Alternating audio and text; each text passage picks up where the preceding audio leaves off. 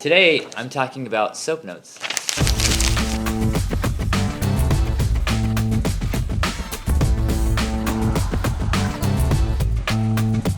Subjective is all about what you see and hear. So right now I'm at the beach, I'm listening to the ocean, and I'm listening to all this crowd over here and all these noises, and that's what subjective is all about.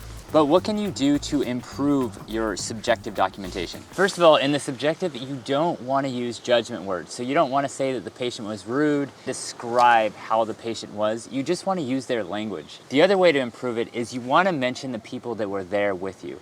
And that could be family members, it could be a caregiver. You want to include those people because later on in your documentation, if you have to prove anything, you can always say that I educated the family, they were there during the evaluation. Objective is all about what you did in your treatment session. That includes measurements, assessment tools, and education. Now that's great and all, but how do you improve your objective documentation? Another way to improve your objective documentation is just to write better goals. Make your goals specific to the patient's problems that they're having. If the patient has something that they're interested in and they have a life goal that they want to return to, include that as part of your goals and what you want to do to get back to function. Another simple thing is just to use a word bank. Get a list of all the words that can be really helpful and really descriptive words and include those words in your objective documentation. And last but not least, you want to make sure you include your skilled intervention in your documentation and whatever education you provided. The assessment is all about painting the picture.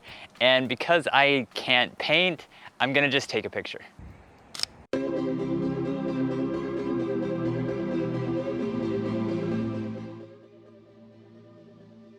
The assessment is like riding a bike. You're putting everything in motion, you're putting it all together, all the patient's problems, their goals, education, and your personal recommendations. Now with the assessment, you have to think about it like you're an attorney and you're presenting your case to a jury. You want to have 3 or more good reasons of why this patient should continue working with you and work towards your goals. And these reasons should always be goal related. So the patient continues to have problems with this issue, and this issue. And then you wrap that all together, you put in your recommendations. The patient needs these devices, this medical equipment, whatever recommendations that you think is best for the patient, and then you head towards your plan. And the key here is justification. You need to prove why your patient should continue seeing you for therapy and what recommendations you can offer. And before I get to the plan, I have links in the description below on examples for OT documentation and also an OT template. Now the plan is the easiest part. You're just including everything you did and everything you plan to do on each consecutive session. And the best way to improve your plan is just saying what you're gonna do next time you see the patient. Thanks for watching, subscribing, and I hope you have an incredible day. Thanks.